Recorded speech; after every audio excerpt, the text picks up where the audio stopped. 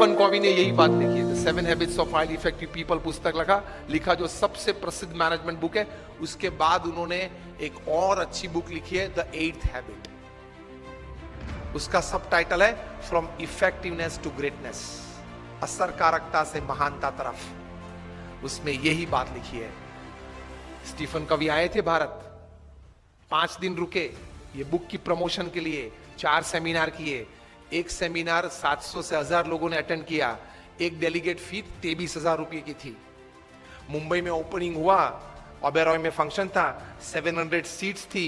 24 घंटे पहले e ticket open हुई और 86 सेकंड्स में 1 मिनट एंड 26 सेकंड्स में 700 डेलीगेट्स ने पैसे भर दिए पूरे भारत में से, क्योंकि नाम तो बड़ा था स्टीफन कॉवी। 6 घंटे के सेमिनार में 5.5 घंटा सेमिनार मैनेजर्स और वीडियो ने चलाया। आधे घंटे के लिए ही सिर्फ स्टीफन कॉवी मंच पे आए थे। आधे घंटे में 10-12 बार वे एक वाक्य बार बार बोलते थे।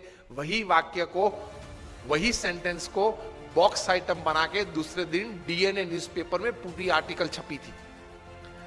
If you have not attended yesterday's Stephen Covey seminar, you can read this article. It is equally good in the thought process of attending the whole seminar.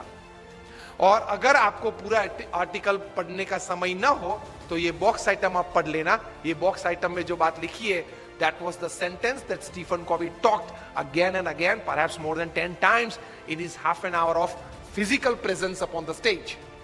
और वो क्या था? Don't expect others to change.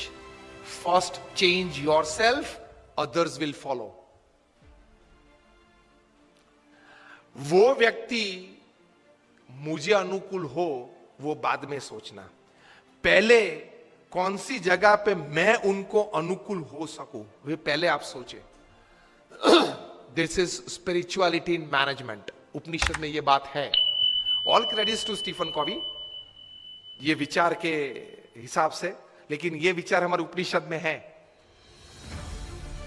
Don't expect others to change. I am quoting Stephen Covey not just word to word but letter to letter.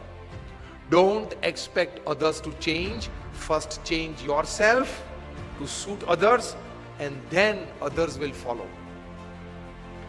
तो attitude ये रखना है काम करने की, मुझे सब कोई अनुकूल हो तो देखो मैं कैसा काम कर पाता हूं। वो एटीट्यूड नहीं है, गलत है। आप अपनी टीम को अनुकूल होके सबके पास अपनी एनर्जीज डेवलप करके टीम वर्क बढ़ा के कैसा काम कर सकते हैं, वही सफलता है। तो that comes in attitude. Don't expect others to change, otherwise everybody is expecting others to change.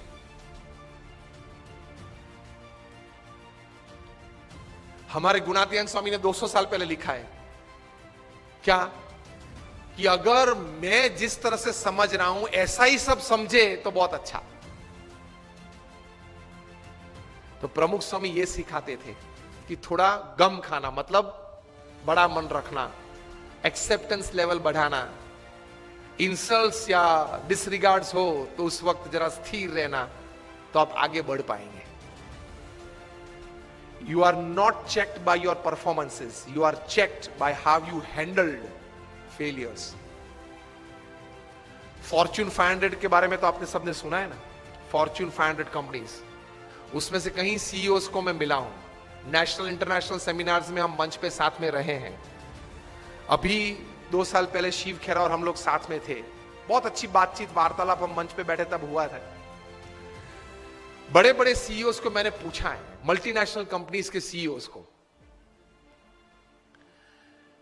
कि the person to whom you are paying more than 10 crore rupees per annum in salary, what do you ask them in their interviews? तो एक बड़े multinational company के CEO ने मुझे पूछा था कि Swami, this is the first time I am asked this. कभी हमने ये नहीं सोचा था। मैंने बोला कि क्योंकि कई एग्जीक्यूटिव्स हैं, उनकी एनुअल तनख्वाह 50 करोड़ 100 करोड़। मैं जागृत अवस्था में बोल रहा हूं।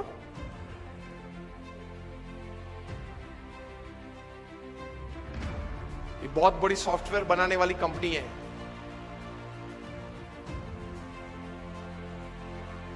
हाँ, इन्फोसिस नहीं, इंडियन कंपनी है, अमेरिकन कंपनी है। एलिसन उनका सीईओ है। एलिसन, ऑरेकल, ऑरेकल कंपनी है, आप नेट पे जाके ऑरेकल खोलना, एलिसन नाम डालना और उनकी तनख्वाह आप देखना। पिछले 5 साल की उनकी एवरेज तनख्वाह है $400 million per year. Silence. $400 million, $1 million मतलब 65 करोड़ गिन लो, चलो राउंड फिगर 70 करोड़ गिन लो। $1 million is, that is $10 lakh is 7 crore rupees. So 400 million is 2800 crore rupees per annum salary. अब देख लेना, मैं नाम देता हूं, Allison, ELLISON, he is the CEO of Oracle। आप नाम देख लेना। अभी परसों ही आपने सुना होगा सुंदर पिचाई का, गूगल के CEO, पर डे की सैलरी 3.5 करोड़। परसों ही न्यूज थे, हाँ 2 दिन पहले न्यूज थे। In the print media it is today, electronic media में 2 दिन पहले आ गए थे ब्रेकिंग न्यूज में। लास्ट ईयर फाइनेंशियल ईयर की पूरी सैलरी उनकी 1285 करोड़ थी, टू बी एग्जैक्ट 1285.5 करोड़, मतलब रोज की तनख्वाह 3.5 करोड़ की। सुंदर पिचाई, गूगल के CEO, आप देख लेना।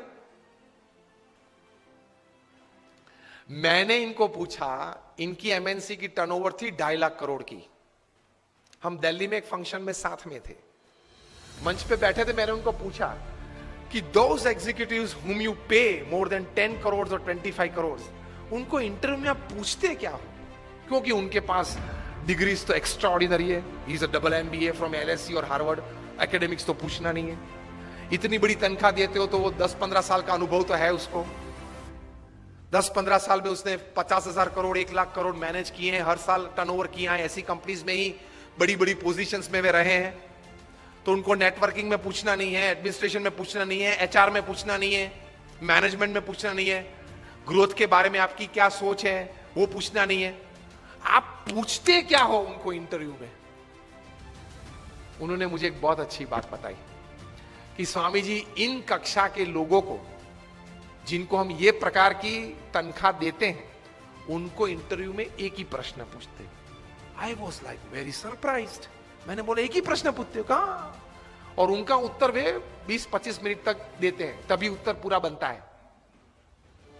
That was more surprising. I said what do you ask?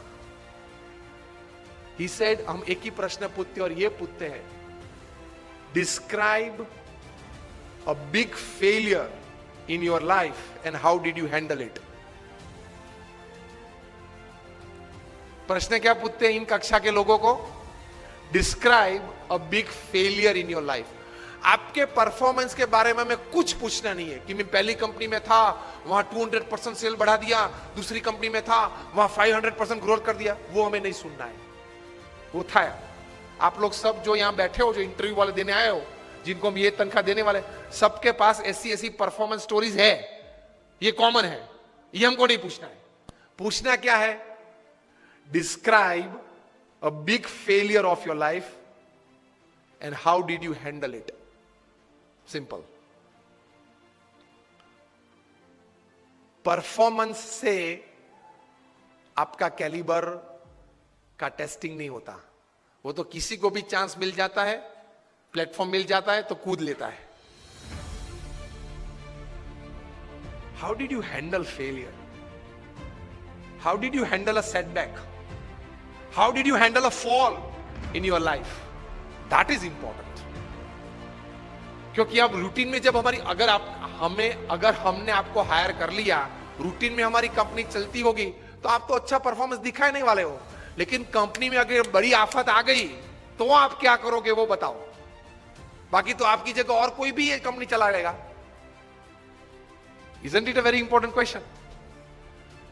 उसमें वो मल्टीनेशनल कंपनी के CEO ने मुझे बताया कि स्वामी, इसके उत्तर में उसको 20-25 मिनट हम देते हैं और उसमें भी हम ये जांच करते हैं कि किस प्रकार के विचार और प्रैक्टिसेस उसने अप्लाई किए, वो साइड में रखते हैं। किस प्रकार के एटीट्यूड्स उसने उस वक्त रखे, उस पे हम गौर रखते हैं। What we see in his answer is not what he thought during failure, not practicals what he applied to come out of that failure. What we see is what type of attitude he kept when he was a failure, when he met failure in his life. तो महान लोग ये परिस्थिति में इस प्रकार के attitudes रखते हैं। तो इसमें ये बात आती है गम खाने की। ये बहुत बड़ा विचार जो प्रमुख स्वामी महाराज ने दिए, उसमें कई प्रकार के ऐसे अर्थ आ जाते हैं। That is the greatness of life. How do handle failures?